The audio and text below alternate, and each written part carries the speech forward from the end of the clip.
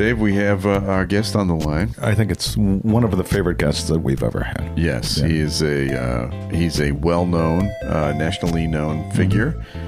He is can we call him a politician? I guess not really. No. He's more of a businessman, but he's a truth teller. He's a truth teller. That's exactly what he is. Somebody please pass me a razor. I'm going to slit my wrist. Well, you've heard his voice now. We'll be back here in just a moment with Anthony Scaramucci.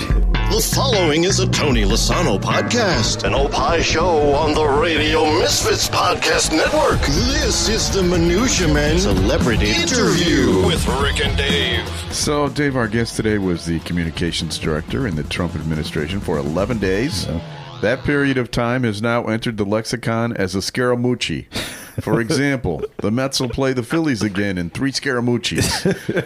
Please welcome back to the show, Anthony Scaramucci. How are you? And J.D. Vance will last 4 Scaramuccis as Trump's vice president.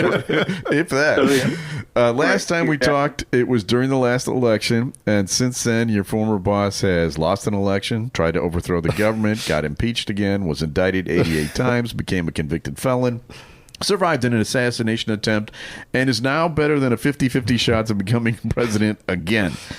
So this time, Anthony, he's promising retribution against anyone who has defied him, threatening jail time, potential violence. You know you're on that list, right? What do you think? Are you a top 10? What do you think who's on this list? So there's 350 people on the list.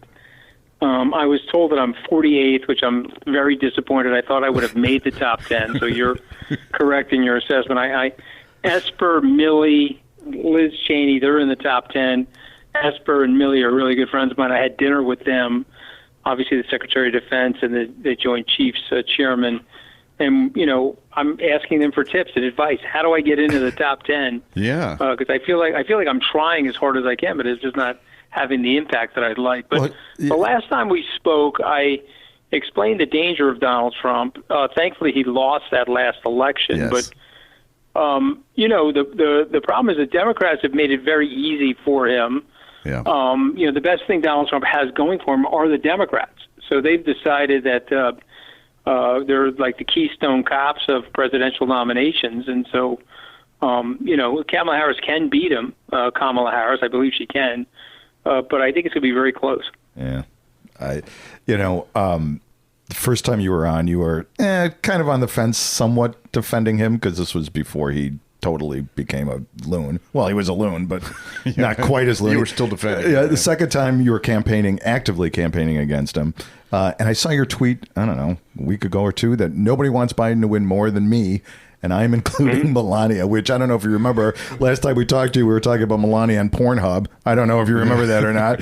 Listen, I mean, I remember the whole thing, and I've had an evolution, had a personal odyssey with Donald Trump.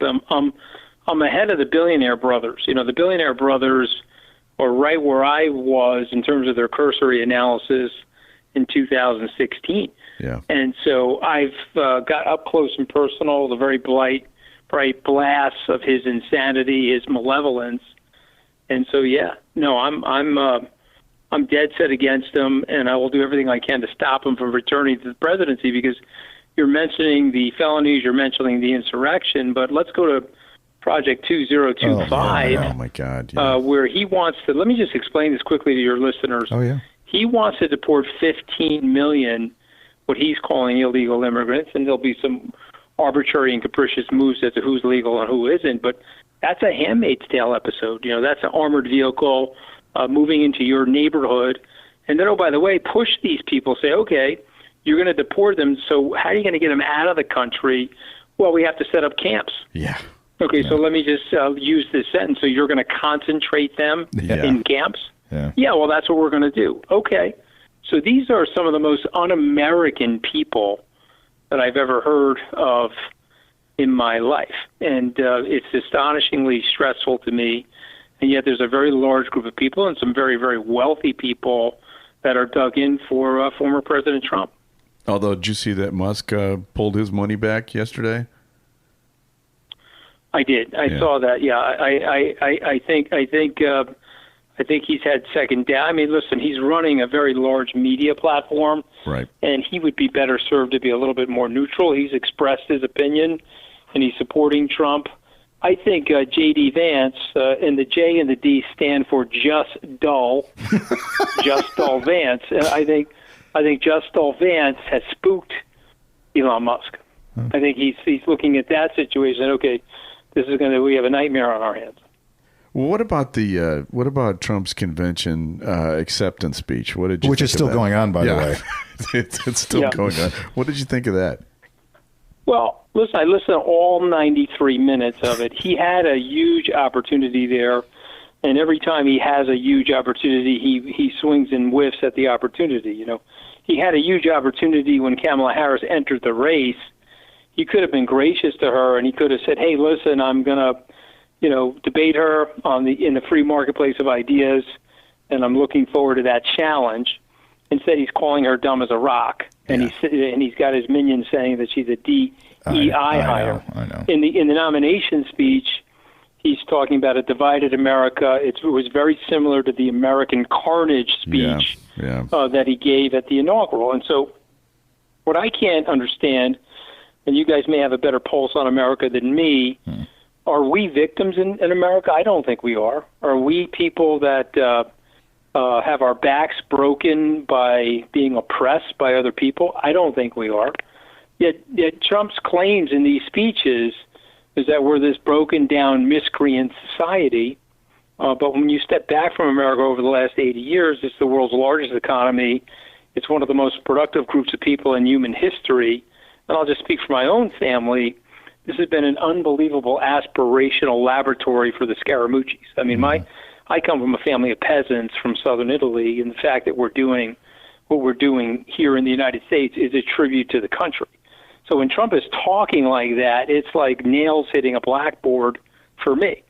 But I guess there's a very large group of people that are with him.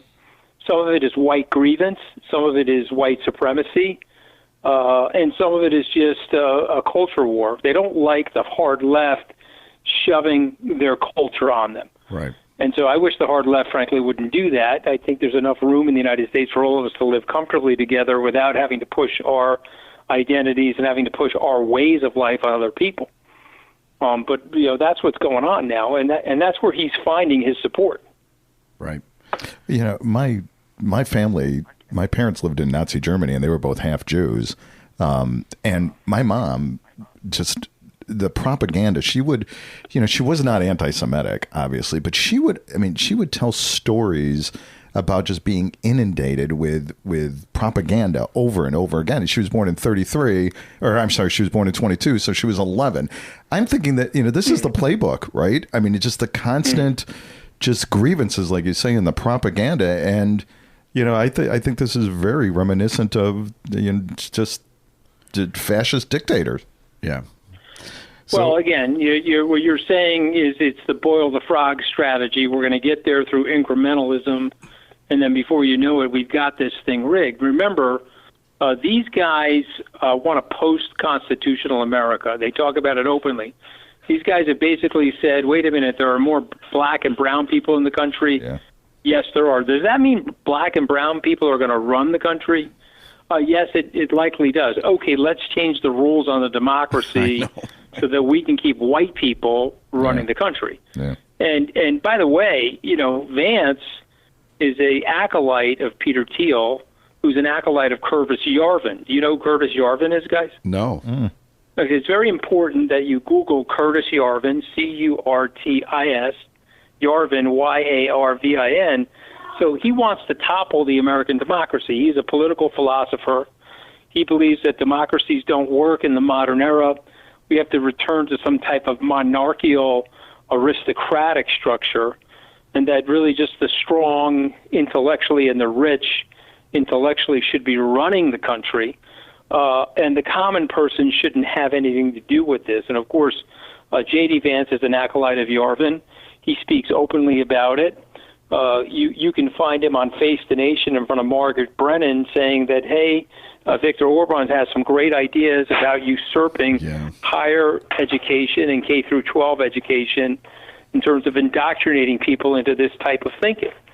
And so it's right there. This is a very dark ideological project of these people. And, Trump is intellectually vacuous, so he probably doesn't fully understand it, but he's on board with it. I give you a lot of credit for speaking out, because I know that, your life was turned upside down. And when you just get shoved out of the Republican arena, if you're not 100% behind him, you're a rhino. But I saw somewhere that like 40 out of the 48 people who served in his cabinet last time are refusing to support him. Why aren't they coming out and speaking as publicly as you are? Well, they don't want the persecution. They don't want the death threats, which I receive. They don't want the alienation in business. I've lost clients by speaking out. My life has been threatened. Imagine a country. You just talked about his enemies list. This is the greatest democracy, representative Republican democracy in history. It's the longest serving government, almost 250 years old. We have somebody running for the highest job in the land that has an enemies list. Yeah. I just want you to stop and think about that. I want you to stop and think about how dangerous that is. And so I'm an American patriot. I love my country. I'm a patriot first, a partisan deep last. And I will speak out against this, and I will try to do my best to warn people of what the issue is. You would take Kamala Harris, the cadaver of Joe Biden. It wouldn't really matter the coffee cup I'm drinking from over Donald Trump, because you don't want that type of behavior to totally disrupt the system and the American way of life. But I just want to submit this to you rhetorically. If the 40 of us worked at a pharmaceutical company and we saw them making the pill, and we went out to the microphones and said, we worked at this pharmaceutical company, the pill they're making is going to kill your child. Yeah. Would you take the pill?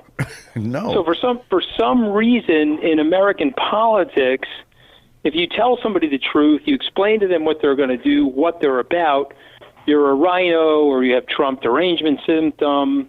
I was once called a never Trumper. I literally laughed out loud. I said, okay, I'm a never Trumper. I wasn't once a Trumper. Yeah. How could I be a never Trumper? Right. I was once a worked Trumper. for the man.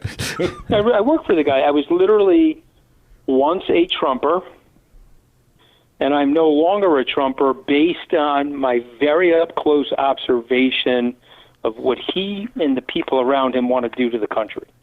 Was there a straw that broke the back? I mean, did you have a come to Jesus moment when you're like, fuck this, I can't do this, anymore? Well, granted, getting fired probably was part of it. Well, no, listen, I got fired and I was loyal to the president. I didn't want to be that crybaby. I made a mistake in the White House, although I was right. I explained with some explicit language what Steve Bannon was about. Yeah. 7 years later, I think I had the right scouting report on how no question much of a cretin he happens to be. Thankfully, he got fired alongside of me. That's probably my crowning achievement. That's probably the biggest thing I've done for my country is get his ass fired alongside of me. But I was loyal to the president after that. I didn't want to be a crybaby, and I'm a lifelong Republican. It was about 2 years of expressing my loyalty in the media. On the Bill Maher show in August of 2019, I was asked a very simple question. I was defending the president on a lot of different things. I was asked the question, well, what about the comment of going back to the country that they originally came from? He was asking the members of the squad, 3 of which were born in the United States, 1 naturalized here, to go back to the countries they originally came from. I looked at the woman that asked me the question. I said, well, that's American nativism. It's a form of racism. They did that to my Italian-American grandmother in the 1920s, and it broke her heart.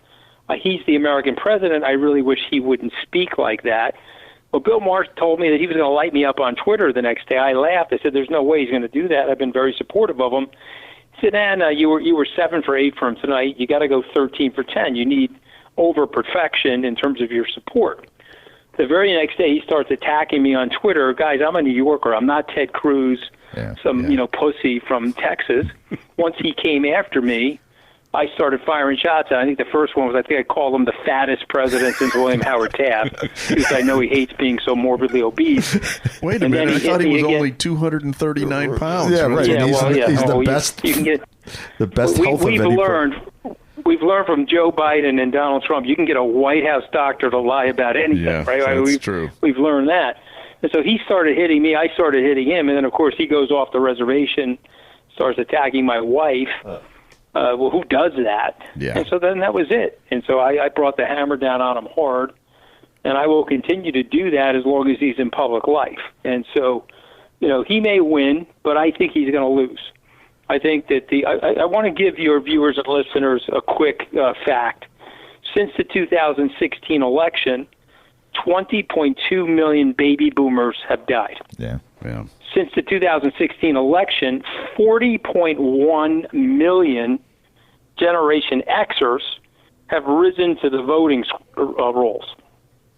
8 million of those since the 2022 midterms. So we've had a recirculation of demography. These people, 63% of them identify as Democrats. They're doing a deep dive into the data right now on the Harris team to go after those people. When Donald Trump is calling her a DEA candidate or she's dumb as a rock, and oh, by the way, I want to take your reproductive freedoms away. I don't think that's going to play well with these people. And I might be wrong, but this is the last vestiges of gasping whiteism. And I think this colorful mosaic of the United States has gotten more beautiful and more colorful over the years. And I think she is going to be formidable. And what I love about this situation is they have low expectations for her. And I can tell you, in the 36 years that I've been involved in presidential politics, when a candidate has low expectations, that's generally a good thing for that candidate. Yeah. I mean, she's a stunningly good speaker too. And do you think he's going to debate her? I mean, we're hearing all the things that he wants to bail out of the. I think he's got no choice. I don't see how he can run from that debate. Now he's going to try to get the venue moved from ABC. He's suggesting Fox. She's not going to want to go to Fox for obvious reasons unless they pick a generic moderator, But I think it's going to be a debate somewhere, probably a venue change. I don't see how he can escape not debating her. Yeah, I don't see how it's possible, And if he does, imagine the pain he's going to be under, Mr. Overmasculine, Mr. Overcompensation, having to admit that he couldn't debate a woman on a stage. He's a very sexist guy. Yeah, black woman. He's very sexist. Comes after. Remember, he's called Hillary Clinton all types of sexist slurs. He got away with it in 2016. It's 2024. I don't know. I think the universe is going to show us a Harris victory. I think we sort of diverted. Just imagine the deliciousness of this white cracker.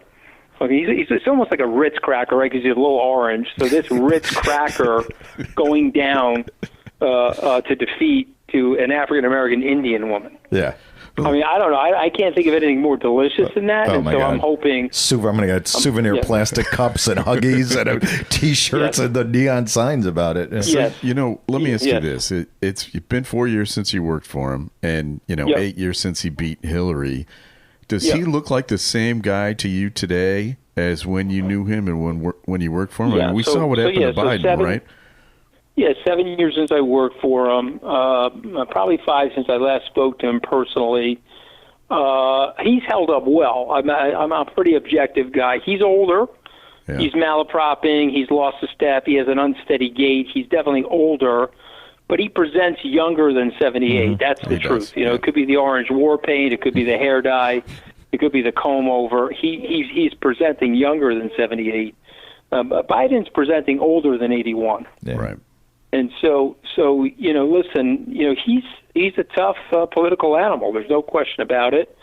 You have to think about how he's hung in there. He's got 34 felony convictions. He's under the gun in several other criminal trials. He's an accused, and at least in a civil trial, the verdict was that he is a sexual predator. Right. He's got a big settlement that he's got to pay there because of that predation.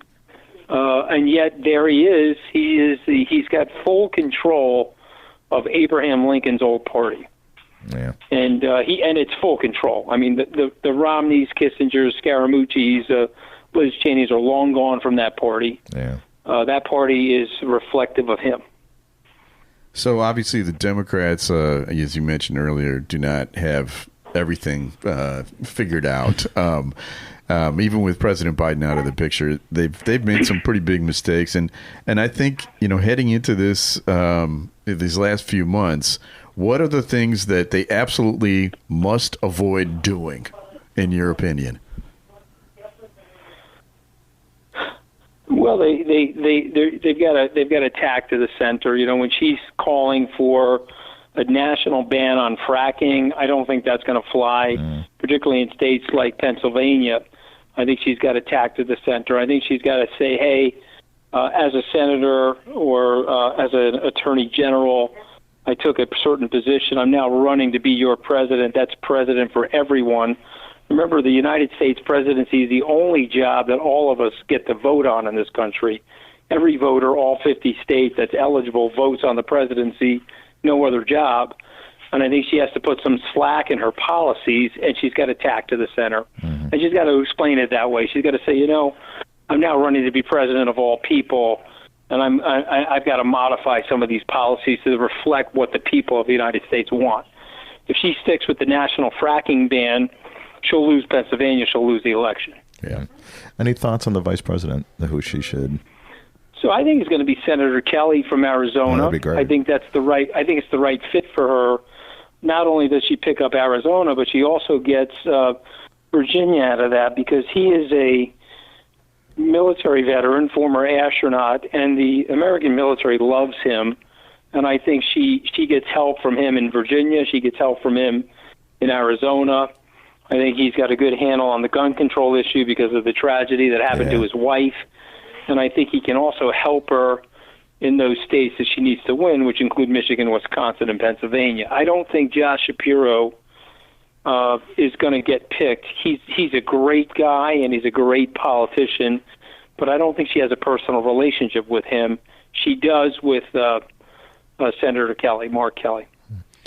All right. Well, this has been fun. We always find your insights to be impactful to us because we really, and like Rick said, I really do appreciate, and we all appreciate you standing up, man. Yeah, I appreciate it. I could just tell you this: I was 6'3" when I met Donald Trump, and look at me now. That's all I have to say. Look at me now. I got to sit on phone books to do TV. Yeah, but you're the head of hair, dude. I know. Every time I see you, the hair is good. Yeah, the hair is insane, and the flawless skin, dude. What is not fair? What is your secret? We're the same age as you, and we do hate that about you. Yeah. We do hate that. Yeah, you gotta go Ancestry.com, guys. Okay. Just remember, beige doesn't age. You ever hear that before? Beige doesn't age. I'm a full-on Italian. I don't want to know what Germans and Jews. I have no idea what that. I don't know what it is, but it's a lot of wrinkles for those people. Okay, let's just put it that way. Right, and we're not real good in the hair department either, buddy. Hey, we really do appreciate it. Hey, let's make a pact. If things go well in November, we'll have you on again, and we can have please invite me back anytime, guys. It's always a pleasure to talk to you guys. I appreciate the opportunity. Thanks, and have a good be well to your family, or good health to your family, and thanks for everything, Anthony. Take it easy. Thank you, guys. Be well. Bye-bye. There he goes. I love that guy, Anthony Scaramucci. Yeah. He's got balls. He does, and he does. I really do, like you say, appreciate what he's been. Yeah, he talks about what made him snap, and it was personal, right? Yeah. I mean, and that's when he just said, you know what, I've got to. Yeah. But that is a totally normal thing. If somebody came after your wife or your kids. Right. And, by the way, who does that? Yeah. Who goes after someone's wife or kids? Well, you've got a president who mocks handicapped people. Yeah. So, we should also say that we're going to have somebody on next week to rip No, we're not going to. So, well, Donald Trump Jr. will be on our show next week. We want to offer a fair and balanced report, but we're not going to do that because we're the elitist media. We are. Well, we have people to thank. We need to thank Mr. Scaramucci for hopping on the phone with us. We also need to thank our executive producer, Tony Lasana, with Opie Productions.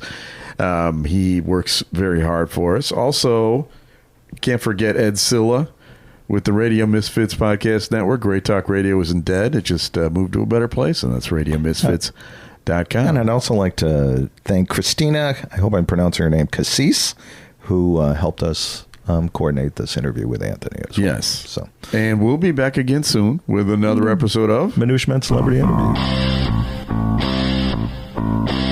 The proceeding was a presentation of the Radio Misfits Podcast Network. Find our other great shows on iTunes, Stitcher Radio, and at radiomisfits.com. Thank you. This has been a presentation of Opie Productions. Tony, can you shut up? Excuse me.